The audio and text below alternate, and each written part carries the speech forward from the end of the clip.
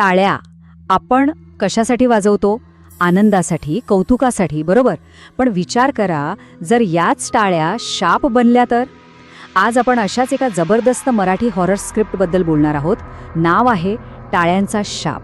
आणि ही फक्त भीतीची गोष्ट नाहीये, यात एक खूप खोल सामाजिक संदेश दडलेला आहे. आणि कथेची सुरुवातच इतकी जबरदस्त आहे. फक्त एक वाक्य. काही शाप शब्दांनी लागतात, पण काही टाळ्यांच्या आवाजाने. बस एवढं एकच वाक्य अंगावर काटा आणायला पुरेसं आहे, नाही का?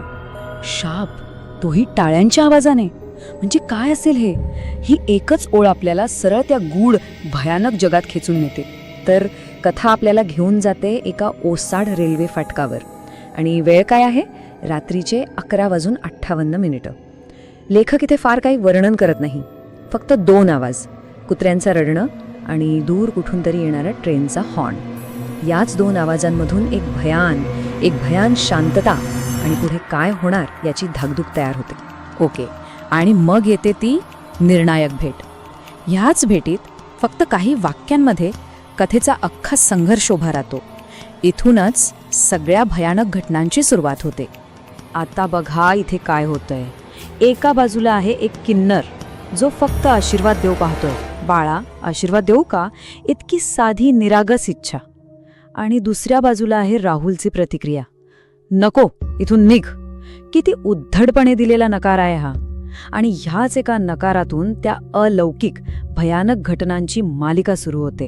हे वाक्य हे फक्त एक धमकी नाहीये, ही एक चिलिंग प्रॉफेसी आहे, एक भविष्यवाणी. रात्री 3:33 माझी आठवण येईल. म्हणजे आता 3:33 ही फक्त एक वेळ राहिलेली नाहीये, ती एक अपॉइंटमेंट आहे, एका भयानक भेटीची ठरलेली वेळ. बरं, तर धमकी तर मिळाली, पण त्यानंतर काय? आता कथा आपल्याला थेट त्या शापाच्या भयावहतेकडे घेऊन जाते. बघूया ती धमकीही आता वास्तवात कशी उतरते. स्क्रिप्टमध्ये वेळेचा वापर खूपच हुशारीने केलेला दिसतो. रात्री 11:58 पहिली भेट होते आणि मग थेट पहाटे 3:33 शापाची सुरुवात. या मधल्या काही तासांमध्ये काय झालं? काहीच नाही. आणि हीच ती भीतीदायक शांतता आहे, एक तणाव आहे जो आपल्याला खिळून ठेवतो. आणि मग भीती निर्माण करण्यासाठी लेखक एकामागोमाग एक क्लासिक हॉरर युक्त्या वापरतो. सगळ्यात आधी काय येतं? आवाज. टाळ्यांचा तो विचित्र इरी आवाज. मग दृष्टी. भिंतीवर अचानक किन्नरची सावली दिसू लागते. आणि शेवटी आरशात दिसणारं ते भयानक प्रतिबिंब. हे सगळे इतकं टप्प्याटप्प्याने होतं की राहुल सोबत आपली ही भीती वाढत जाते. आणि इथे मिळतो सगळ्यात मोठा धक्का. सुरुवातीला जो एक हसरा मानवी चेहरा दिसला होता, तोच चेहरा आता आरशामध्ये एका जळालेल्या विद्रूप आत्म्याच्या चेहऱ्यात बदलतो. हा जो बदल आहे ना, तो अक्षरशः हादरवून टाकतो.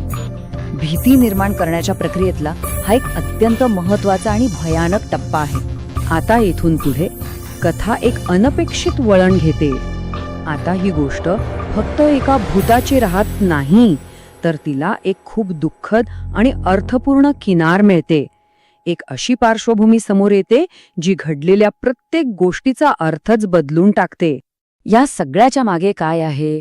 10 वर्षांपूर्वी घडलेली एक भयानक घटना. निवेदक आपल्याला थेट भूतकाळात घेऊन जातो, त्याच रेल्वे फाटकावर जिथे या सगळ्या शापाची मुळं दडलेली आहेत. आणि ती मुळं कसली आहेत? एका अमानुष कृत्याची. फ्लॅशबॅकमध्ये आपल्याला कळतं की किन्नर समाजातील एका व्यक्तीला लोकांनी हसत हसत क्रूरपणे जाळून मारलं होतं. हे कळल्या क्षणी त्या आत्म्याच्या रागाचं कारण आपल्याला समजतं. कथेला एक पूर्णपणे नवीन संदर्भ मिळतो. आणि मग येतो तो प्रश्न जो संपूर्ण कथेचा भावनिक गाभा आहे. माझा गुन्हा काय होता? माझा जन्म? हा एकच प्रश्न ऐकणाऱ्याची भीती सहानुभूतीत बदलवतो. आता तो आत्मा फक्त भयानक नाही, तर तो एक अन्यायग्रस्त जीव वाटू लागतो.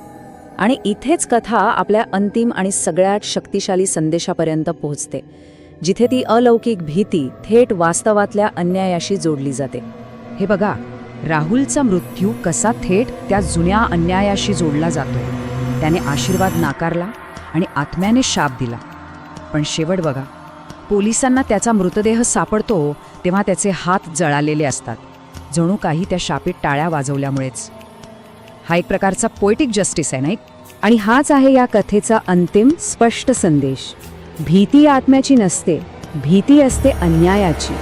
ही कथा एका आत्म्याचा वापर करून सामाजिक क्रूरतेवर एक खूप मार्मिक आणि महत्त्वाचं भाष्य करते. खरा राक्षस ते भूत नाही, तर अन्याय करणारा समाज आहे. आणि हाच विचार आपल्याला या कथेच्या पलीकडे घेऊन जातो.